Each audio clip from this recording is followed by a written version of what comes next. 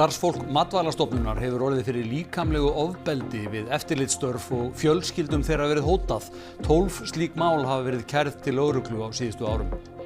Allt frá líkamsárásum, slög, högg, jafnvel hafa verið notaðar hafnaboltakylfur. Vopnahlé milli Ísraels og Líbanon sem staðið hefur tæft hefur verið framlengt 3 vikur. Líbani segir mikilvægt að það nái til alls landsins. Þjóðaratkvæðagreiðslan í ágúst lýðræðisveisla að mati utanríkisráðherra. Stjórnarandstaðan sakar ríkisstjórnina blekkingar og popúlisma. Þetta kom fram á opnum fundi utanríkismálanefndar Alþingis í dag. Sænskir sjónvarpsáhorfendur fylgjast hugfangnir með ferðalagi Elga í sumarhagana. Prófessor telur að fólk hafi sérstakan áhuga á því sem raunverulegt á tímum gervigreindar og falsmynda.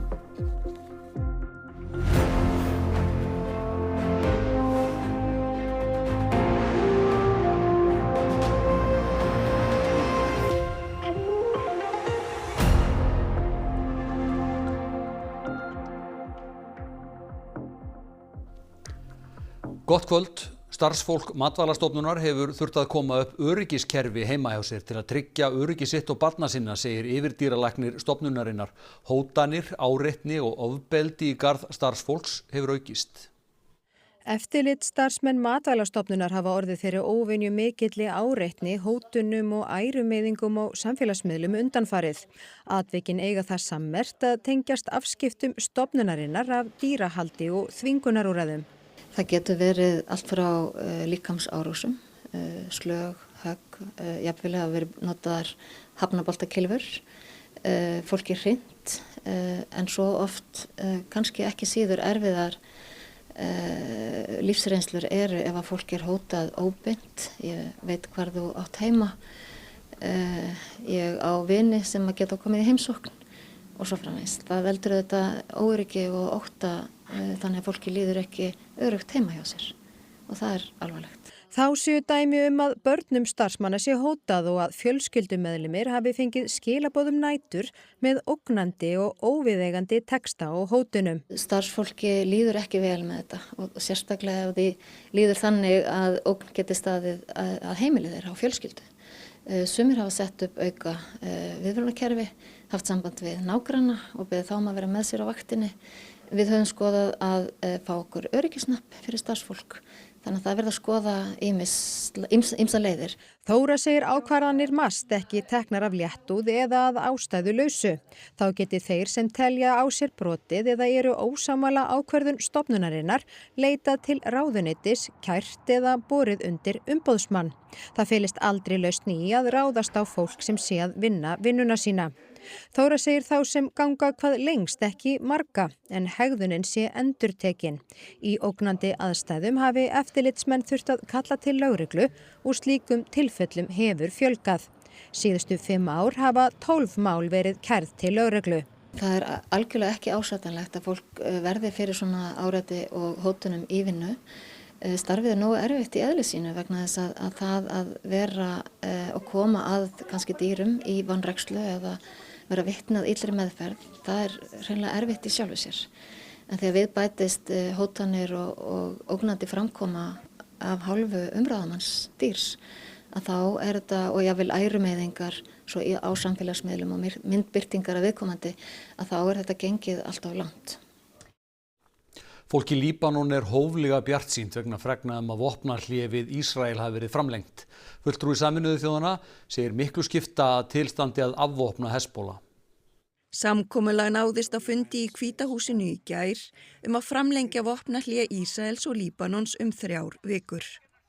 Vopnahléð átti að renna út á sunnudag. And we think that the President of Lebanon and the Prime Minister of Israel over the next couple of weeks will be coming here. They've agreed to an additional 3 weeks of, no firing, ceasefire, no more firing. Let's see. We hope that happens. Vopnahléð hefur staðið tæft og rúm 1 milljón manna á vergangi í Líbanon.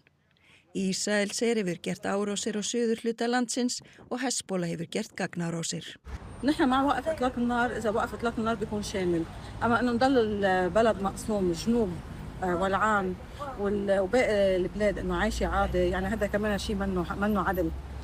احنا طالما ايران وامريكا هدنه نحن عنا هدنه، وطلع ايران وامريكا شو بقرروا بصير عنا، مش احنا بنقرر شو بدنا نعمل. نحن يعني حزب الله واسرائيل قرر مش بحزب ايد حزب الله واسرائيل، شوف امريكا وايران شو بدهم. بيتفق الشرق كله، بيروح الشرق كله. دول عم على لبنان والعالم كله. Hezbollah eiga ekki aðild að samkomulaginu og ætla að bregðast við haldi Ísraelar áfram árásum. Sendifulltrúi Sameinuðu þjóðanna í Líbanon segir Hezbollah komna út í horn og að sífellt fleiri séu þeim mótfallnir. Það skipti því ekki höfuðmáli núna hvort þeir segist ætla að hlíta vopnahléi. Wat relevant is dat de staat van Libanon heeft besloten om niet langer de wapens van Hezbollah onderdeel te laten zijn van de Libanese staat. En daar zal Hezbollah zich linksom of rechtsom toch in moeten voegen. Hluti af ákvæðum vopnahlésins að stjórnvöld í Líbanon taki skref í þá átt að koma í veg fyrir árásir Hezbollah og annara vopnaðra hópa. Og Bandaríkjaforseti kveðst hafa sent helstu samningamenn sína til Pakistan til viðræðna við Abbas Arashi, utanríkisráðherra Írans helgina. Erindrekinn Steve Witkoff og ráðgjafinn Jared Kushner, tengdasonur Donald Trump, halda til Islamabad á morgun. Þeir fara fyrir samninganefnd Bandaríkjanna sem hefur gert drög að samkomulagi við Íran. Stjórnvöld í Pakistan sem reyna að miðla málum milli ríkjanna hafi verið í starthólum fyrir viðræður síðustu daga. Framleiðsla hafin að nýju í annarri af 2 kerlínum álvers Norðuráls á Grundartanga eftir bilun í október. Það hefur gengið vonum framar, segir forstjóri Norðuráls, sem býst við að hægt verið að gangsetja að fullu eftir 3 mánuði. Þetta mun fyrr en áætlað var. Þetta fer ágætlega af stað. Í kerlínunin eru 340 ker og við erum að endurræsa svona 2-4 ker á dag núna. Og byrjuðum núna fyrir þessari viku og það gengur bara mjög vel. Framleiðsla dróst saman 2/3 eftir bilunina og þannig hefur staðan verið síðan í október. Nú hins vegar gert ráð fyrir því að álverið nái fullum afköstum fyrir lok júlí. Bilunin hafði víðtæk áhrif en tap Norðuráls vegna hennar liggur ekki fyrir. Óhætt þó að áætla að áhrifin hafi verið töluverð þar sem kerlínan hefur legið niður í 6 mánuði. Búist var við að bilunin myndi leiða af sér uppsagnir. Nei, við ákváðum það strax að fara ekki í uppsagnir, nota frekar fólk sem við höfðum þá aflögu til þess að vinna að viðgerðum og undirbúa kerlínuna fyrir endurgangsetningu. Það hafi gengið vonum framar hingað til. Beðið eftir nýjum spennum. Næstu skrefur þetta bara að halda áfram gangsetningu og klára hana. Það tekur væntanlega 3 mánuði að klára gangsetja kerlínuna. Nú síðan fyrstu spennasettin koma núna í júní og síðan koma hinn 3 koll af kolli og við munum þá fara að skipta þeim út einum og einum í einu. Þjóðaratkvæðagreiðsla framhald viðræðna aðild Íslands að Evrópusambandinu var rædd á fundi utanríkismálanefndar í dag með utanríkisráðherra. Stjórnarandstaðan sakar meirihlutann svaraleysi og blekkingar en meirihlutinn bindur vonir við sterkara fullveldi, lægri vexti og minni fákeppni með aðild. Fundurinn var öllum opinn og hún var streymt á netinu og það vist svolítið annar bragur á opnum fundum en þeim sem eru lokaðir. Nú hér var rætt fullveldið, krónuna, yfirráð yfir auðlindum og öryggis og varnarmál. Allt með hliðsjón af þjóðaratkvæðagreiðslunni í ágúst og hvaða þýðingu hún hefur fyrir íslensku þjóðina. Það sem stjórnarandstaðan hefur ítrekað reynt að gera að reyna að draga umræðuna þangað að þetta sé aðild að Evrópusambandinu, að við séum að missa fullveldið og við séum missa sjálfstæði sem þvert á móti við. Þetta kynslóðamál. Þetta svolítið kynslóðamál að leyfa íslensku þjóðinu og ekki síst unga fólkinu að móta sína framtíð og sjá hvað felst í samningi. Við erum bara að spurja að klára samningin, ef þjóðin segir já, þá verður farið að halda viðræður og þá fær þjóðin aftur að kjósa. Þannig að við erum í rauninni að tryggja henni tvisvarsinnum aðkomu að málinu og það algjörlega einstakt. Það bara lýðræðisveisla í Evrópu og þekkist ekki. Og við hljótum að ræða það hvað felst í að vera í Evrópusambandinu. Ráðherra vill ekki upplýsa þjóðinu það ef við göngum í Evrópusambandið að þá þurfum við að breyta þeim lögum sem eru andstæð Evrópurétti Og ef við setjum ný lög sem á skjön við Evrópurétt, þá þurfum við að breyta þeim og þau geta ekki verið í gildi á Íslandi. Og það yfirþjóðlega vald sem fylgir því með veigamiklu valdaframsali á löggjafarvaldi, dómsvaldi og framkvæmdavaldi. Þetta eitt af því sem verður að liggja fyrir fyrri atkvæðagreiðsluna. Hver áhrif ESB aldrei verða á Íslandi efnahagslíf, hag íslenskra heimila, af hverju það að mínum mati klókt og gott að sækja aðild núna þegar við stöndum fyrir frammi dálítið breyttum heimi. Við hvað erum við hrædd? Já, við erum hrædd það að þessi ríkisstjórn muni ætla sér að blekkja fólk inn í Evrópusambandið. Og hvernig það gert? Jú, með því að segja ósatt. Liggur fyrir og hefur gert frá upphafi að umsóknum aðild að Evrópusambandinu þýðir að ríkið sem sækir ætlar sér að ganga inn og ætlar að fylgja reglum Evrópusambandsins og aðlaga sig að því. Það bara haldið áfram að hjakka í þessari yfirborðsmennsku af því að þetta eru popúlistar. Engin ákvæði sáttmála Atlantshafsbandalagsins kveða á að hægt sé að víkja ríkjum úr því.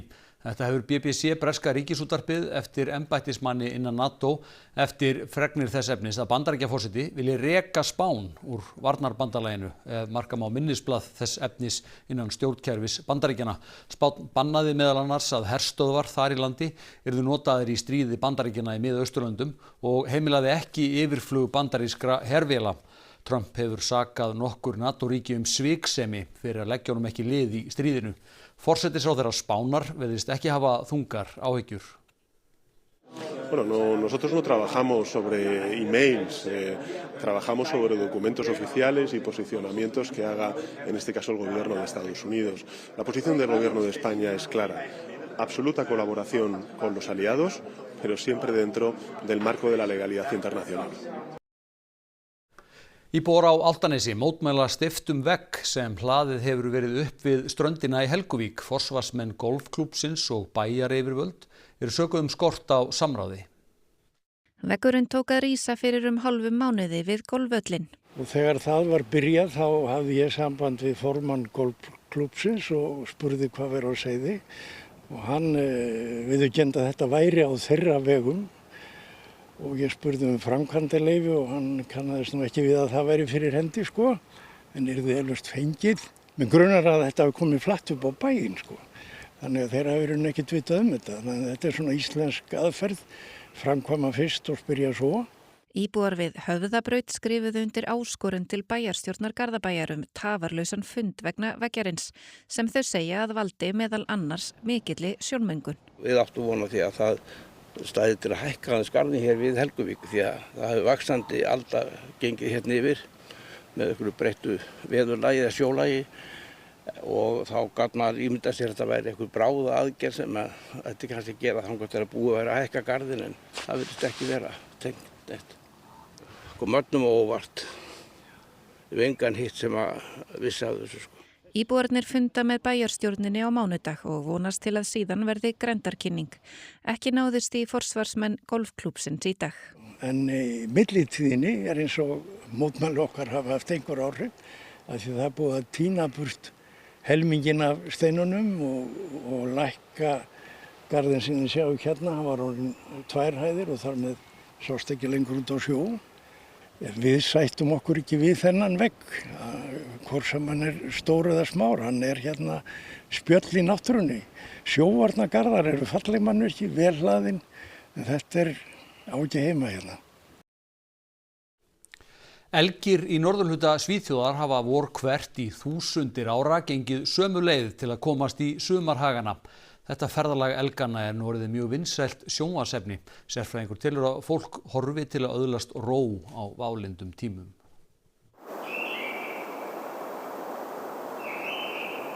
Útsending sænska ríkissjónvarpsins frá ferðum elganna í ár hófst í fyrradag. Það er að ýmsu að huga við útsendinguna. Fjarstýrðum myndavélum hefur verið komið upp meðal annars i skógi och vid Anna Engerman. Är det spännande att sitta och spana efter älgarna? Jo, men det är skitroligt och spännande. Ja, hur man tänker, men man hoppas ju att se att det rör sig någonstans. Nu kan vi de här bilderna utan och innan, så att man märker ju ganska snabbt om det är någon förändring. Men nu har vi en örn på myren. Den måste vi visa. Där. 100.000 fylgjast með ferðum elganna í beinni útsendingu. Prófessor rannsakar hvers vegna það sé svo mikilvægt fyrir fólk að fá þetta sjónarhorn á náttúruna. Að horfa á efni sem ekki leikstýrt á neinn hátt og án allra auglýsinga. It's also something that feels very real at a time of a lot of great AI and fakery that's going on. But secondly, I think it's an injection of calm at a time of great crisis in the world. Älgarna, de har gått samma leder i tusentals år. De fortsätter göra det trots att vi människor stökar och bökar med vägar och hus och allt vad vi gör. Men de bara fortsätter. Jag tror att det är härligt att få se det och känna att saker och ting bara fortsätter som det är. Man behöver inte oroa sig för allt. Rót, nýr brúðu söngleikur verður frumsýndur í samkomuhúsinu á Akureyri á laugardaginn. Listamenn frá 8 löndum standa í sýningunni sem fjallar að alast upp á mörkum ólíkra heima.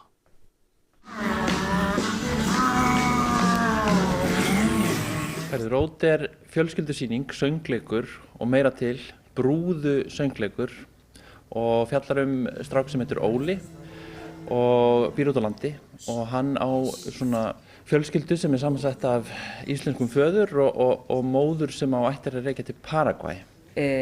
Óli strák sem hann verður he wants to find his roots, his rót. Já. Alþjóðlegt teymi listamanna frá 8 löndum stendur að sýningunni. Listamennirnir í ýmsum hlutverkum og tala fjölda tungumála. Fyrir langa löngu había un monte Tuixá lleno de luz y de sombra. Það þannig að þú þarft einhvern veginn að leika sjálfur og vera í hlutverki en síðan þarft að skipta á örskots stundu og fara að leika fyrir einhvern annan sko. Þannig að þetta mjög skemmtileg áskorun. Bland af persóna inn í sýninguna and in the process af því að við tölum á ensku in the rehearsal og inn í sýningunni tölum íslensku og spænsku. Sérstakar brúður eru notaðar í þessu leikriti sem búnar eru til í Slóvakíu. Hópurinn sýnir á Akureyri næstu 2 helgar og færir sig svo í Þjóðleikhúsið í tengslum við listahátíð í Reykjavík. Þau enda á hátíðinni HIP á Hvammstanga þar sem hópurinn hefur höfuðstöðvar sínar. The puppets, we have a lot of different styles of puppets. So we're using Bunraku puppetry, which is a style where you use 3 puppeteers on 1 puppet.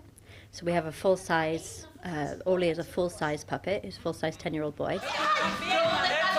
It's only Icelandic summer. If you don't like the weather, wait 5 minutes. We really want to invite all families, especially those who are in Iceland and they speak different languages within their families. It's just kind of a geggjað bara experience, to be honest. Tískusýning útskriftarnema í fatahönnun frá Listaháskóla Íslands fer fram í Hörpu í kvöld og þar verður mikill stíll af fólki. Ekki svo, Erla María Davíðsdóttir? Jú, það mætti segja að hér eru allir í tísku. Það troðfullur salur og sýningin byrjaði hérna klukkan 7. Það eru 10 útskriftarnemar sem sýna hönnun sína hér að þessu sinni. En hjá mér nú Ragnar sem stýrir öllu hér og stjórnar. Hvernig hefur útskriftarnemum reitt af í ár? Bara mjög vel sko. Þetta búið að vera bara, já, ótrúlega góður hópur og bara mjög mismunandi verkefni og bara þau eru búin að vera bara að leggja allt í þetta sko. Og þau fá svolítið frjálsar hendur það ekki bara með umfjöllunarefni hverju sinni, hvert er þemað? Jú, algjörlega og þetta er rauninni bara allt síðasta árið sem að fer í að bara alveg kafa onni í sitt konsept og rannsaka það út frá öllum hliðum og enda svo með 6 svona outfit og sýna það hér. Frábært, takk fyrir þetta Ragna og hjá okkur eru líka hérna 2 útskriftarnemar, það er Rósa og Sverrir. Hver er innblásturinn bak við ykkar hönnu? Herðu, bak við mitt collection í rauninu bara það að gera sig til saman, alla stelpunnar. Þannig ég ákvað að nota það sem innblástur og alveg bara túlka það svona. En hjá þér Sverrir? Ég mér að vera mjög mikið svona fascinationið með áhrifavalda í samhengi við sögu og hvernig saga er bara slúður þannig að það var svona mjög sögulegt og áhrifavalda nútímalegt hvernig allir halda sama statusi í gegnum slúður. Þannig já. Og hvernig er það núna, nú eru þið komin á þennan dag, þetta er búið að vera allt árið sem þið eru búin að vera að vinna þessum degi og þessari stundu, hvernig er tilfinningin? Heyrðu, það er ótrúlega erfitt að lýsa henni. Við erum bara búin að vera undir svo miklu stressi. Þannig að núna, þetta ekki raunverulegt, sko, ekki strax. Ég alveg smá aftengdur þetta sé að gerast akkurat núna. Ég ekki búin að ná moment til að sitja með mér. Þetta er búin svo mikið að hlaupum í dag. En bara, ég held eftir þetta þá verðum við bara ógeðslega fegin og ógeðslega þakklátt fyrir allt ferlið, sko. Og eru svo bara tískupallarnir erlendir sem eru næstir eða hvað? Já, fyrir okkur bæði allavega. Vonandi. Já, vonandi. Þannig að það ekkert ákveðið þeim efnum en þá bara allt upp á borði? Sko, ég held bara að klára þetta núna og svo á morgun getum við partírast. Já, svo morgun pælingi rest. Ég nú samt alveg farin að pæla fyrir utan Reykjavík og Ísland, en klára þetta allavega í dag. Frábært, takk fyrir þetta, gangi ykkur rosa vel, en við kveðjum þá héðan frá Hörpu. Já, og takk fyrir þetta, Erla María Davíðsdóttir. Mikill meirihluti nemenda Menntaskólans á Laugarvatni er í skólakórnum. Í Fjölbrautaskóla Suðurlands á Selfossi er líka fjölmenni kór, en sami stjórnandi stjórnar báðum kórunum. Kóraskólana halda reglulega tónleika og þó oftast einir og sér en stundu syngja þeir saman eins og gerðist nýlega á tónleikum í Selfosskirkju. Það er að mörgu að hyggja þegar kórunum er stjórnað ekki síður þegar kórstjórn er líka undirleikari kórana en Stefán Þorleifsson er stjórnandi og undirleikari beggja kórana.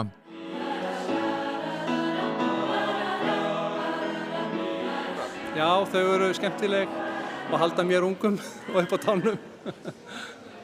Hvernig er að vera með svona 2 menntaskólakóra? Það er bara helmingi skemmtilegri en að vera með einn. Ég get eiginlega ekkert annað sagt. Stefán segir að lagavalkórana sé mjög fjölbreytt og nái yfirleitt vel til nemenda í kórunum eins og dægurlög og klassísk lög. Hugmyndafræðin hjá mér er svolítið að kljást við allt og ólíka músík. Við erum til dæmis að leika okkur með núna hérna í FSU-kórnum, hérna Fjöllin hafa vakað. Ég held að engin kór hafi sungið það, að mér vitalega. Báðir kórarnir eru nýkomnir heim frá útlöndum þar sem sungið var á fullum krafti. Fjölbrautaskólakórinn var á Ítalíu og Laugarvatnskórinn í Svíþjóð, en í þeim kór eru nánast allir nemendur skólans ef 115 af 150 nemendum. Hvað er svona skemmtilegt við þetta að syngja í kór? Það er bara gaman að vera allt saman og gaman að mæta æfingar og syngja tónleikum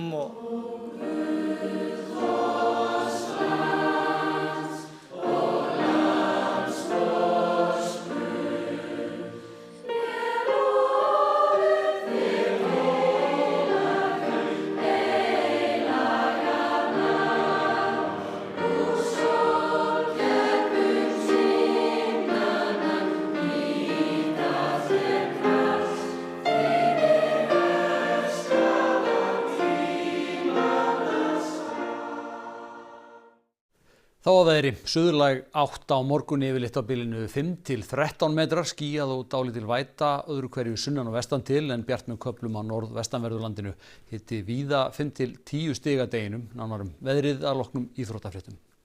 Glódís Perla Viggósdóttir og Bayern München mæta Barcelona í undanúrslitum meistaradeildarinnar á morgun. Já, maður aldrei verið eins nálægt stóra markmiðinu. Enn fellur Íslandsmet kvenna í sleggjukasti. Guðrún Karitas Hallgrímsdóttir átti góðan dag í Kenía þegar hún náði metinu aftur af Elísabetu Rut Rúnarsdóttur. Þriðja umferð bestu deildar karla í fótbolta kláraðist í gærkvöld og spennan magnast í úrslitakeppni kvenna í körfubolta. Missið ekki af íþróttum hér að loknum fréttum. Helstu atriði frétta. Starfsfólk Matvælastofnunar hefur orðið fyrir líkamlegu ofbeldi við eftirlitsstörf og fjölskyldum þeirra hefur verið hótað. 12 slík mál hafa verið kærð til lögreglu á síðustu árum. Allt frá líkamsárásum, slög, högg, jafnvel hafa verið notaðar hafnaboltakylfur. Vopnahlé milli Ísraels og Líbanons sem staðið hefur tæft hefur verið framlengt 3 vikur. Líbani segir mikilvægt að það nái til alls landsins. Þjóðaratkvæðagreiðslan í ágúst er lýðræðisveisla að mati utanríkisráðherra. Stjórnarandstaðan sakar ríkisstjórnina blekkingar og popúlisma. Þetta kom fram á opnum fundi utanríkismálanefndar Alþingis í dag. Og sænskir sjónvarpsáhorfendur fylgjast hugfangnir með ferðalagi Elga í sumarhagana. Prófessor telur að fólk hafi sérstakan áhuga á því sem er raunverulegt á tímum gervigreindar og falsmynda. Þessum fréttatíma er að ljúka og það komið að íþróttum og veðri. Næsti fréttatími er í útvarpinu klukkan 10 í kvöld og nýjustu fréttir má finna allan sólarhringinn á ruv.is. Þar getið þið líka séð nýja viðbót sem heitir ræmur. Kíkja á það, en takk fyrir samfylgdina í kvöld. Njótið helgarinnar, verið sæl.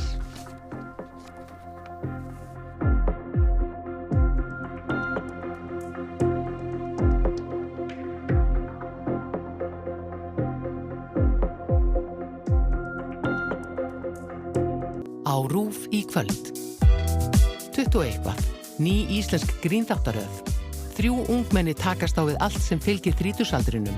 Háskólann, vinnumarkaðinn, sambandsdrauga, rappara og glataða æskudrauma. Þú talar bara rétti sem eru með bjúgum í, það eins og þú kunni bara elda bjúgu, það bara bjúgu. Og hvað með það? Er ég eitthvað verri manneska þó ég kunni bara elda bjúgu? Vikan með Gísla Marteini. Gísli Marteinn fær til sín góða gesti og fer yfir helstu atburði vikunnar. Brakandi fersk tónlist kemur landsmönnum í helgarstemninguna. Það komið að 300. þættinum. Kvikmyndaklúburinn Film Club. Breskir leiknir þættur Evie og Noah sem eru forfallnir kvikmyndanördar sem fá útrás fyrir áhugamálið í vikulegum kvikmyndaklúbi. Þar til óvænt flétta kemur klúbnum í uppnám. Karen Pirie. Gamlar syndir, önnur þáttaröð breskra glæpaþátta skosku rannsóknarlögreglukonuna Karen Pirie sem rannsakar gamalt óleyst sakamál og kemur auga á ýmsa vankanta á upphaflegu rannsókninni. Veislan að byrja, Sindratorfaran á Hellu laugardaginn 2. maí. Fjölskylduskemmtun á hæsta mælikvarða. Fylgstu með Sindratorfærunni 2. maí klukkan 10 á RÚV 2. Það alltaf gróska á Austurlandi í þessum geira og ég held við séum algjörlega, við erum bara rétt að byrja. Ég veit ekkert hvað ég að gera. Bara að læra eitthvað meira þess að tölvum maður. Landinn, sunnudag á RÚV. Mánuði áður en ég átti kláraðist lyfjagjöfin. Þannig að mér líður oft eins og ég hafa bara verið ólétt í mánuð. Við erum með 2 söngva á íslensku og þarna erum við með textar sem upphaflega eru tilengaðir Maríu Mey. Þannig að þetta eru börn og barnabörn landnámsmannanna sem hafa hafið þessa gáfu og byrjað þessa akuryrkju. Þetta verður algjört listaverk. Hún kann þetta. Ok. Allir að koma í hringinn. Landinn, sunnudag á RÚV.